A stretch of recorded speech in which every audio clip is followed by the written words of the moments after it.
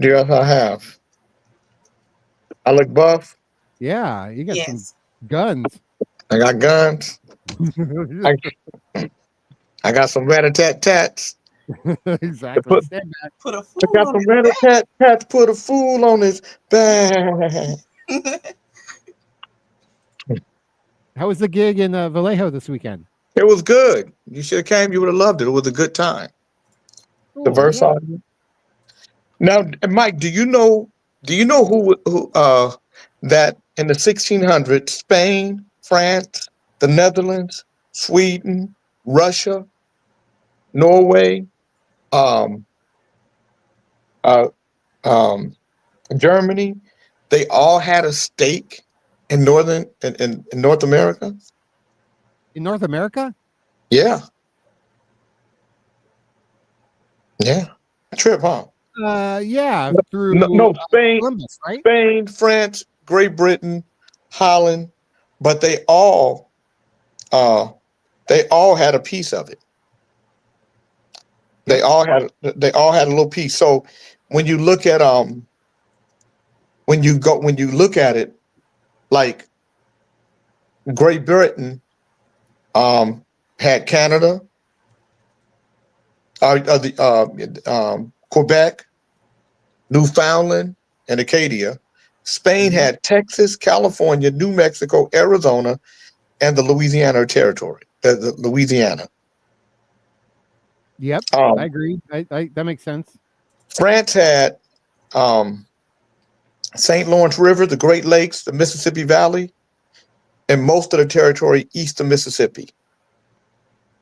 Um, and then the Netherlands, which is the Dutch Republic, had New York, New Jersey, Delaware. Hmm. Sweden had a small colony called New Sweden, and it was along the Delaware River. Yeah. And then Russia had Alaska. Oh, Russia. Well, that was theirs at the time. They owned that, didn't they? Yeah. No. Officially owned it. When did we buy Uh, Canada? I'm they sorry. When did we buy? explored, Russia explored and established settlements in the mid 18th century, or the Yeah, 1700s. because they had explorers Yeah. because of Columbus. Well, no, before Columbus. There were so It black couldn't be before explorers Columbus. It was black Columbus. explorers have been in northern and in North America and the Orient and everywhere before anybody. That is That's correct. why you have um that's why you have those pyramids and or the faces uh, um and China with the big noses and big lips because um and so what happened was this. The the Greeks, when they started conquering territories, they would destroy any history that you had. They would Mhm. just destroy the history. And so that's what other people started doing. They started destroying history. So Yeah. Yep. Yep. Muslims did that too in the Middle East, right? absolutely, they did, Yes. and they did it. The Moguls did it in the Moguls did it Asia. yeah, yeah, in India Hmm. because they controlled India early on. Muslims, the Moguls. So the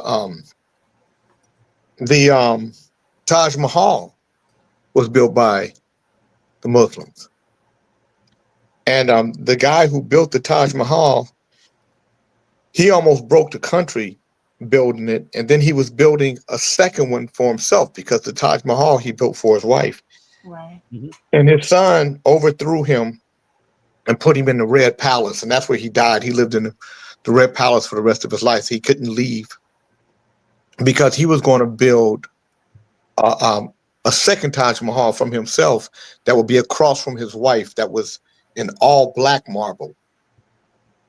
Mike, have you ever been to the Taj Mahal? Is that in India? I was just Yeah, wondering. Yeah. yes. No, I haven't been there. You should go one day. It's Yeah. quite- yeah, it's quite amazing. Yeah, Christopher Columbus discovered America in 1492. I think that's part of the song. But that guy was ugly. Man, I know Yeah, some and descendants Christopher of Columbus. Columbus, he didn't discover America. He didn't know where he was. He thought he was someplace else. He didn't even know where he was going. Yeah, he was a lost Spaniard. Yeah, Yes. He's he like, got "Help lucky. me." He got He, lucky. yeah, he widespread exploration and colonization of the Americas. So then, yeah, the Europeans start coming over. The Euros, I call them. No disrespect. They're just Euros. I got 56. Oh, I got to play this song real quick just to check my levels. All right. The JK Show. Hey, Coach, 1492. B. Butch. It's right here. Am 100%. I clear? Yeah, you sound good. Yep. And you Okay. look good too. Yep, got those guns. Hey, Shepard. It's like I got guns. Going up with Jay.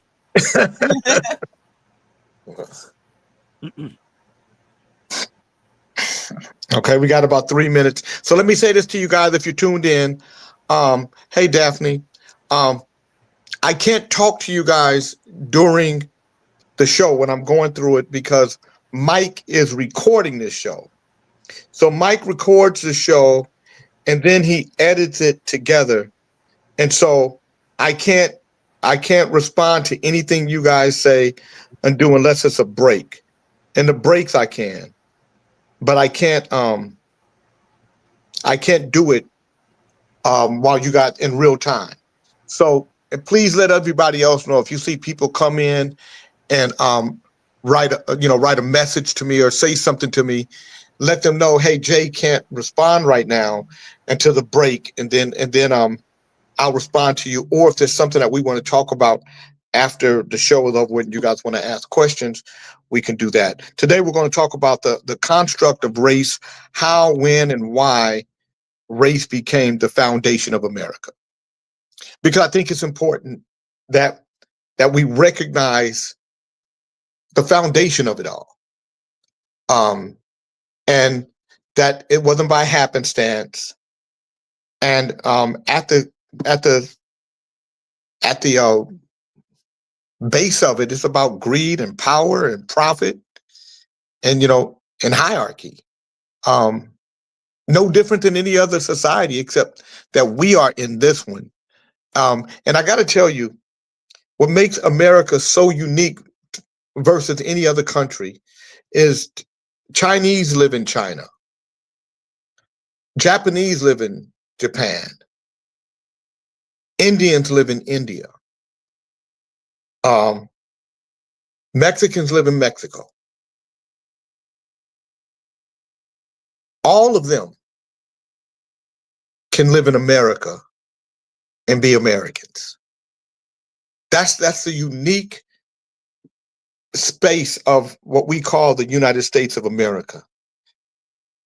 The idea that it was meant to be for everyone is where the game changes. And maybe in the beginning, the thought process was that, but I don't believe so based on its foundation.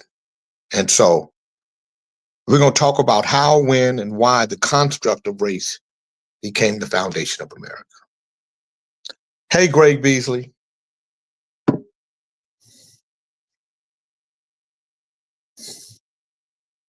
Okay, Jay, I think we're ready. Okay. All right, here we go. First segment, 12 minutes, another 12. 12 minutes. And- Okay. Yep. And Okay. have a great show. Thank you. 3, 2, 1. The JK Show. Good morning, good afternoon, good evening, whatever it is. I hope it's good for you. My name is Jay King. Welcome to the Jay King Show at KBLA Talk 1580. We have a good one for you today. We're really going to dive pretty deep into how, why, when did race become the foundation of America. And to understand how, when, and why race became the foundation of America, we have to trace it across three overlapping layers that we'll talk about today. My name is Jay King. I'm the president and CEO of the California Black Chamber of Commerce. I am the lead member and creator of the group Club Nouveau. And I do a number of different radio programs, one here at KBLA Talk 1580 that you're listening to today. Monday, I do a show called Politics from 1 to 3 p.m. at KDEE 97.5 FM in Sacramento. You can listen at kdeefm.org. Also, every Tuesday, Wednesday, and Thursday, I do a show called Traffic Jams from 3 to 5 p.m. Also at kdeefm.org if you're not in Sacramento. If you're in Sacramento, it's 97.5 FM. And Monday through Friday from 8 to 10 a.m., I do a podcast called Kings in the Morning on J King Network on Facebook and J King Network on YouTube. Here on KBLA, I talk about a myriad of subjects, everything from music to politics to history. Today, we're going to get a slight history lesson because of the politics of this country right now. I said that in order for us to have the conversation about race and how, when, and why race became a foundation of America, there are three overlapping layers that we have to discuss. One is economics. The other is political. And the third is ideological. So I'm going to go through those in this program. So the first question is, how was the construct of race created? So race as we know it today is not a biological reality. It's not anything that's biological. What it is a social invention. And race was created to refine and justify power, profit, and hierarchy. So in the 17th century, there were European colonizers, especially the English in Virginia and in Maryland, that began importing enslaved African Americans to work on the tobacco and sugar plantations. So the 17th century would be the 1600s. So at first, the folk that worked on these plantations were Africans, poor whites, and people who were indigenous to the land. And they would work together in similar conditions. I'm sorry, let me go back to that, Mike. They would work together in similar conditions. And believe it or not, sometimes they even intermarried. Poor whites with poor blacks with poor indigenous with poor white. So they were intermingling. And because they were in similar situations, they would sometimes rebel together. So the white oppressor at that point, the slave holder, didn't know what to do because they had black, white, and indigenous slaves that they started losing control over. So there was a rebellion called Bacon's Rebellion in 1676. I'm not going to go into it because if I did, we go down a rabbit hole, and I don't want you to go down that rabbit hole. But what I do want you to do is when you get some time, Google Bacon's Rebellion of 1676. Because after that rebellion, the colonial elite started to realize that the unity among the poor could threaten their control. So what they started to do is they started to legally separate Africans from Europeans, and they did it through laws that defined slavery. Some as permanent, some as hereditary, and others as racial.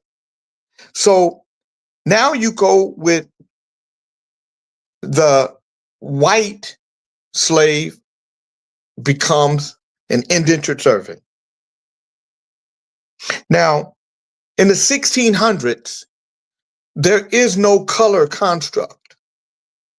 It's just the poor who are living in similar conditions that are separated from the elite.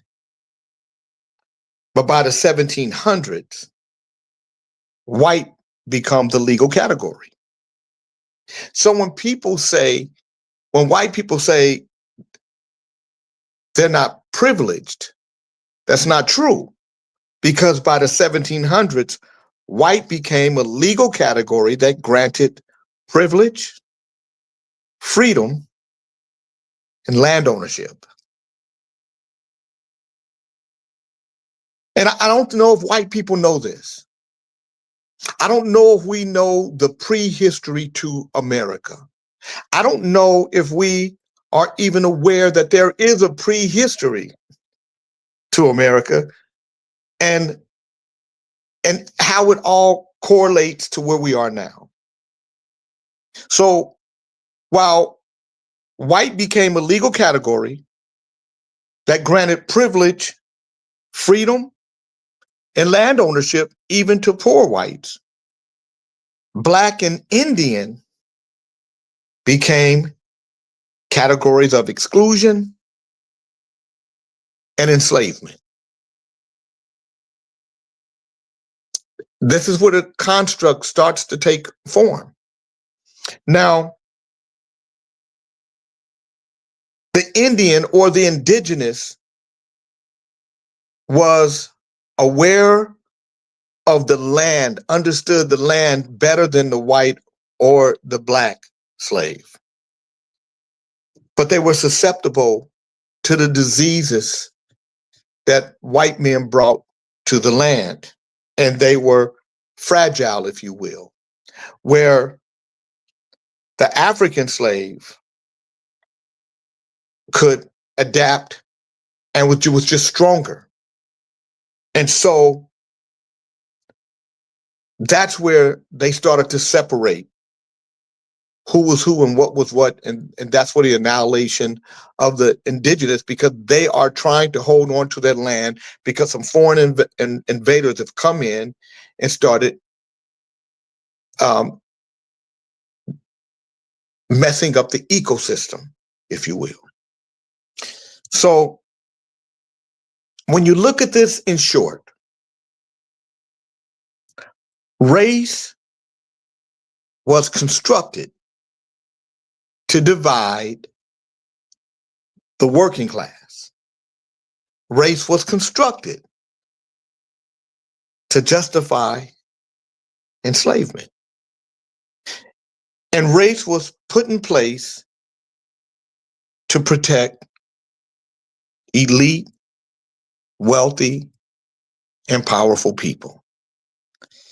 And by putting these three things in place, you start the construction of race. You start the construction of this social invention, not from a biological reality,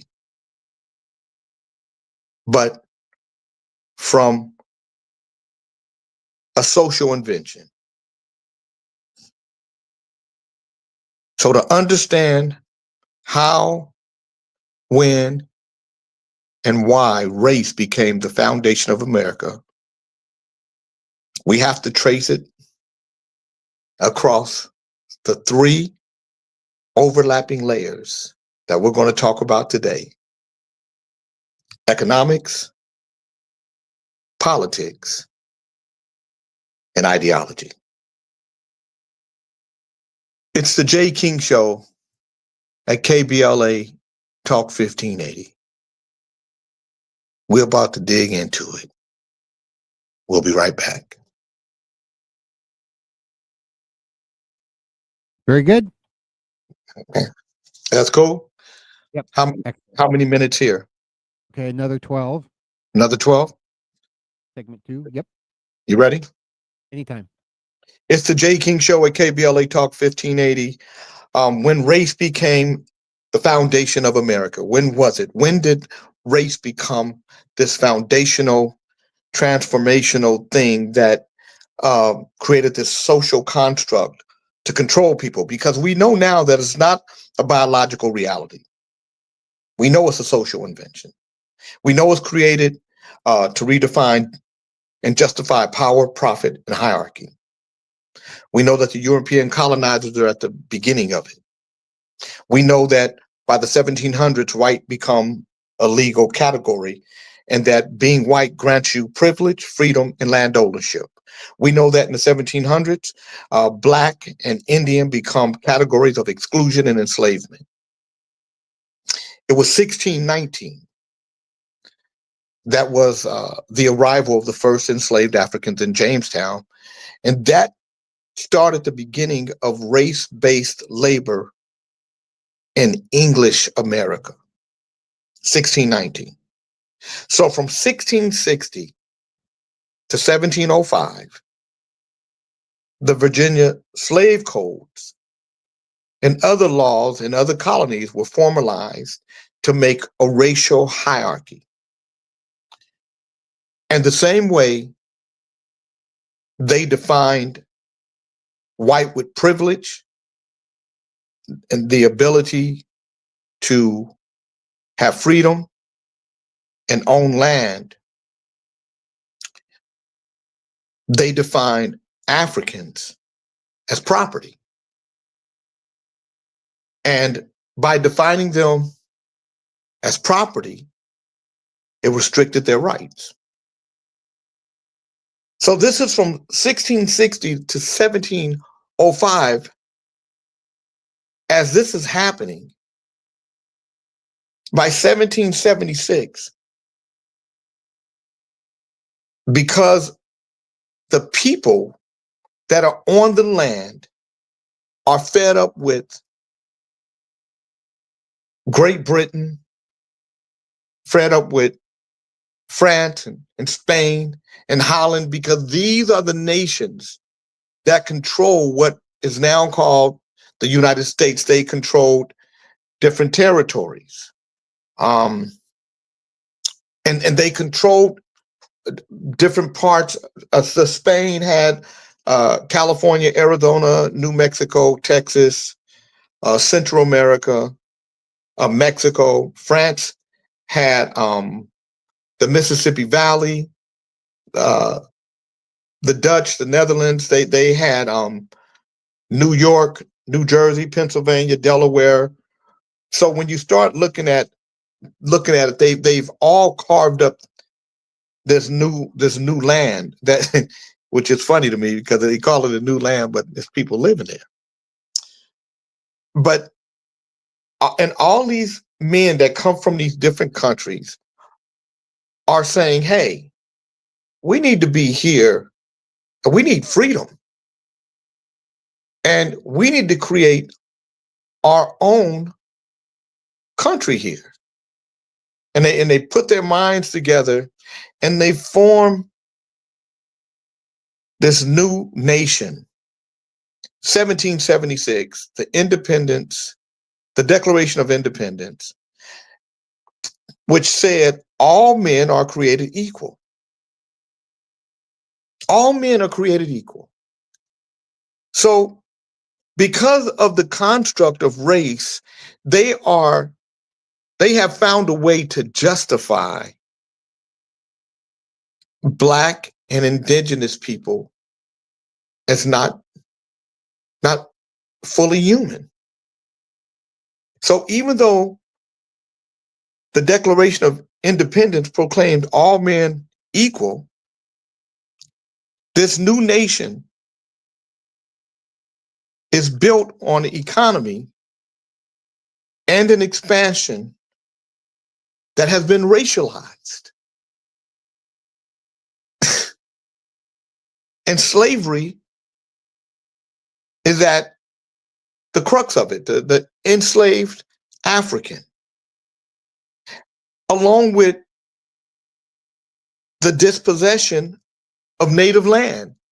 Not only are they bringing new people into this land that they have discovered, even though somebody is living there. Just imagine somebody finds your house and you live in it. And they just decide, man, I like this house. I want this house. And they just tell you, you got to move. Because that's what happened to the natives to the land, the indigenous people. So all men are created equal under the Declaration of Independence in 1776. 11 years later, the United States Constitution encoded race into law. And the way they encoded race into law is with the 3/5 compromise, which counted enslaved people as 3/5 of the person for representation. And what this did was ensure Southern political power. Now, let me explain to you, because a lot of people think that they were saying that Black people are 3/5 of a human being. That's not what it was. As a matter of fact, the Southern slave owners wanted the enslaved Black person to be counted as a whole person, because them counting him as a whole person would give them more power, more representation, and would ensure that slavery would last a lot longer than it did. But because of the compromise with the North that said you can only count a enslaved person as 3/5 of a human being, it lessened their representation, or lessened their Congress and Senate people into DC. So I want people to know that, because I think a lot of people oftentimes will take the 3/5 compromise and use it the wrong way and say that they tried to make Black people 3/5 of a human being. That's not the truth. And I would again implore you to don't take my word for it. Go read about it, and I think you'll get a better understanding. The same way you will as it relates to Willie Lynch, which wasn't true or real. So in the 1800s, as the United States started to expand to the West, they started to justify race genocide of Native people. So they didn't just want Native people enslaved. They wanted them dead. They wanted them, they hated them. It was a hatred that was so bloodthirsty that the white immigrants of that era felt like they had to kill the Native people, because the Native people were fighting for their land, and they saw them as savages. Isn't that amazing? That they would see them as savages and not themselves. So during this time, Chinese are coming to the United States, and they're working on the railroad, they're working on our infrastructure. And by 1882, they have the Chinese Exclusion Act. And in the state of California, there were more Chinese that were lynched than anybody, because blacks only made up 1% of the population.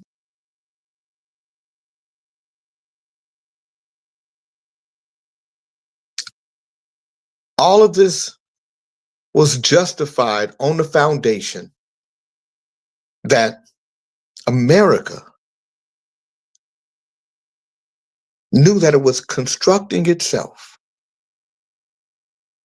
not on a biological reality, but a social invention. And that invention was race. And there was no such thing as white until the 1700s. And when they defined white as a race, it became a legal category that granted privilege, freedom, and land ownership, while Black and Indian became categories of exclusion and enslavement.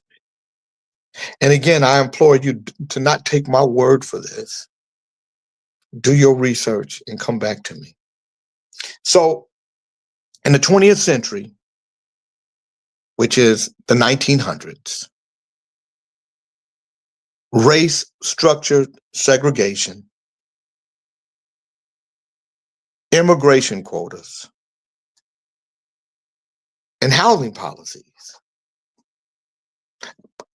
Policies that told people where they could live, where they could work, where they could build wealth, was all imposed based around race. By this time, race isn't just a concept. It became an organizing principle of American law, American economics, and American identity.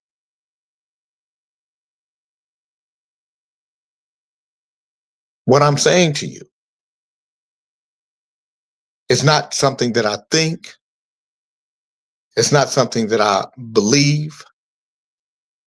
It's not something that I feel. What I'm saying to you is something that's a fact. And I would ask that you not only listen to this show, but you share it with other people. You not only share it, fact check me. Find out if what I'm saying is true. Is what I'm speaking are facts. And you'll understand America and the times we live in and why they exist. You're tuned into the Jay King Show at KBLA Talk 1580. We'll be right back. Good stuff. Got you. Okay. How many minutes do I have here? So this is a third segment for 9 minutes total. 9 minutes? Yes. Okay. I'm ready. It's the Jay King Show. It's KBLA Talk 1580. I hope you guys are enjoying the show. I want to say to you, if you haven't downloaded the iHeartRadio app, to please do so. Go to your app store, download iHeartRadio, and then search for the Jay King Show, and you'll get all of my shows, this one as well as my past shows, and you can kind of hear what I'm doing and keep up with it. The reason why I did this show is because of where we live now in the space that we're in. I believe that a lot of people voted for Donald Trump not because they believe that he would do a lot of the things that he's done, that he would make race or white supremacy or white nationalism uh, uh, the major point of his presidency and this country, but that's what's happened. At least I hope not. But Donald Trump isn't the beginning of this. He is just the reminder of who and what America has always been and why race became the foundation. And the why is rooted in power and economics. So enslavement and stolen land were the engines of early American wealth. The racial hierarchy made sure that labor had no rights. That's where slavery comes in. By annihilating the indigenous people to the land, now you have land without resistance. And by keeping everybody separated, white from black, indigenous from white, you create a social order without solidarity. So race divided, you got poor whites are divided from poor blacks and poor indigenous people. By keeping them from uniting against the elites who control the capital and the land, you control the people. And that's what this whole thing has been. And through the course of the Americas, there have been times when the people came together, and by coming together, they upended the power structure, and the power structure would capitulate, give in, and then reconstruct itself.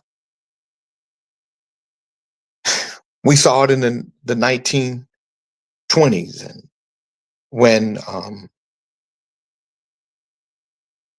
Oklahoma, which was Indian territory, was taken back in the early 1900s, 1905, 1906, taken back, and then the land redistributed so whites could be part of Oklahoma, but the Indians and the blacks, which they called freedmen, and the Dawes Rolls, DAWESROLLS,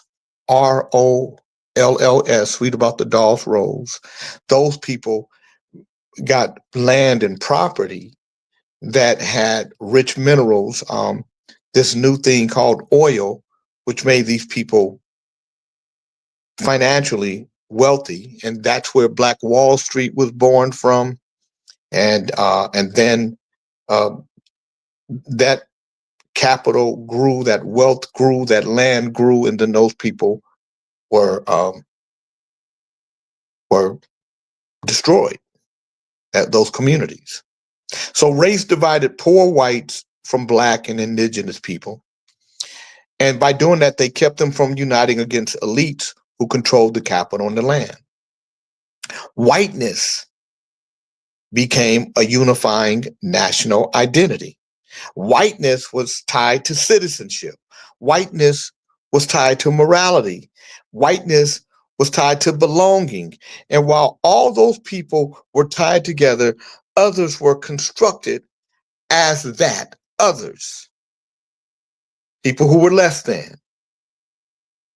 And they justified this because race provided a moral cover for exploitation. And what we did was we turned human cruelty into a civilizing mission. And we turned inequality into natural order. So when white folk hear that they're privileged, they say, how am I privileged? And when we hear them say that, we get upset because we know that their whiteness is a privilege. And we assume that they know. I don't believe they know. I believe the world has just been a certain way. And it's up to us to start understanding the history of race in this country. So as we talk to people who don't look like us, and we start explaining things like how white became a legal category that granted privilege, freedom, and land ownership, that they take a step back and look. It's the J. King Show at KBLA Talk 1580. We'll be right back. All right, good stuff. Thank you, sir. Uh, 4 minutes? Yeah, 2 4s here. If you don't mind. Okay. You ready? Yep, absolutely. You tuned into the J. King Show at KBLA Talk 1580. I hope you're enjoying the program. You know, a lot of times people, when they speak about race in today's world, it's with a lot of anger. And whether it's a white person who you've said that they've had a good life because of discrimination, racism, bigotry, and prejudice, and you put them on the defensive, and maybe you call them a racist because they don't know what you know, they don't see what you see, because the world has been different than them than for you. Or maybe you walk around with a chip on your shoulder as a white person saying, you know, I made it on my own. That was a long time ago. This is, what about today? And you think that there are a lot of lazy people of color that could make a way just like you did.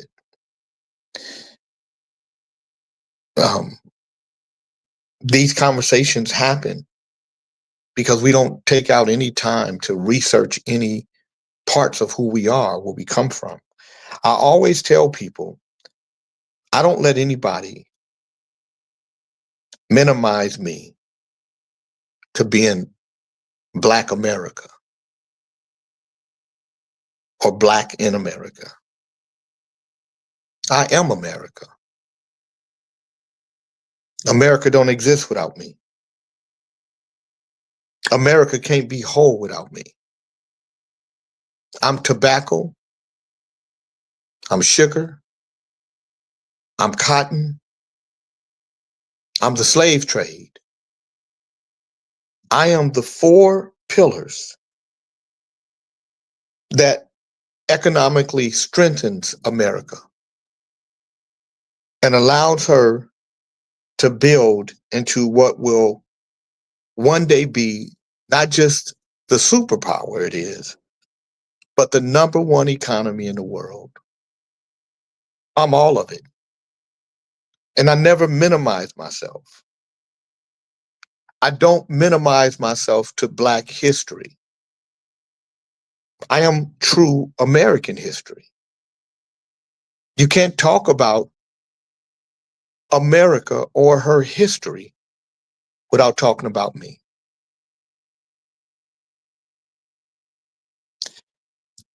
I'm proud to be an American because I'm proud of what was built on the backs of my ancestors, of my family. I can trace my great great grandfather to Virginia as a slave, running away, coming to California, and helping to discover and build Downeyville with Major Downey.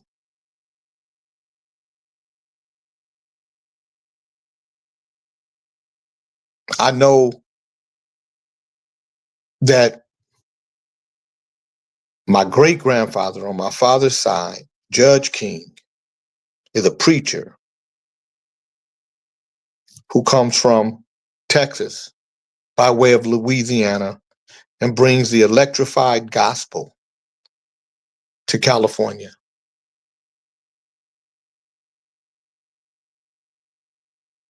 I know that my life has been measured in part by race,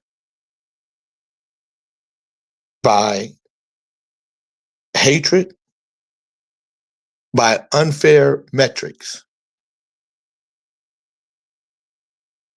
And still I rise.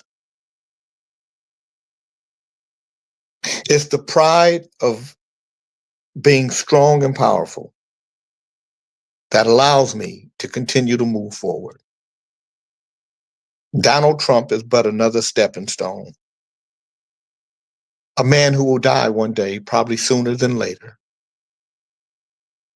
And my job is to continue to rise and to spread the power of who we are as human beings, being human. You're tuned into the J. King Show at KBLA, Talk 1580. We'll be right back. Great, got that. All right.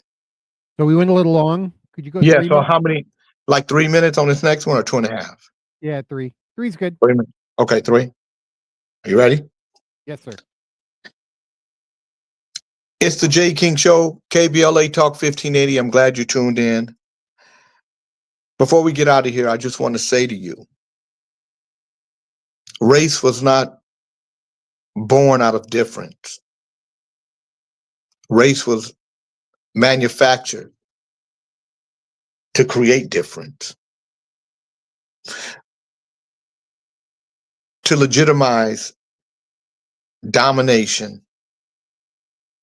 and to build a racial caste system that still shapes America's politics, wealth, and consciousness right now today.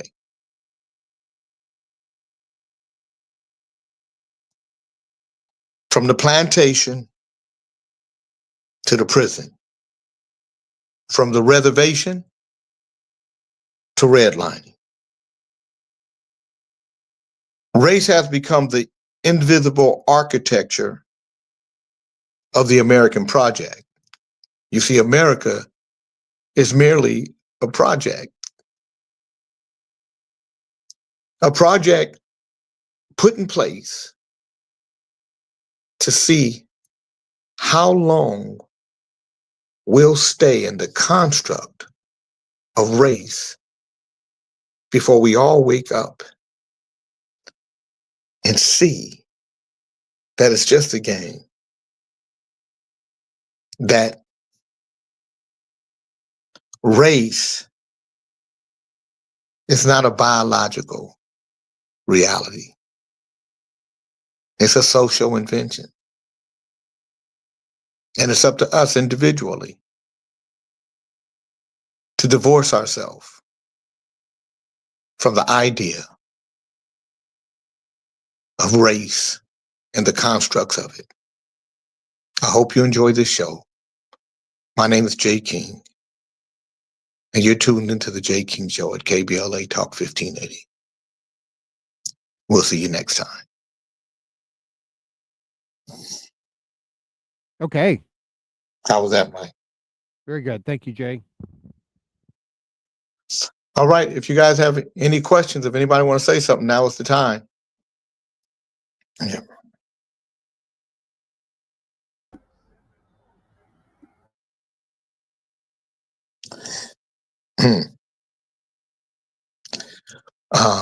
Thank you, Shirley Shepherd. Shirley Shepherd said, "Good show." Thank you.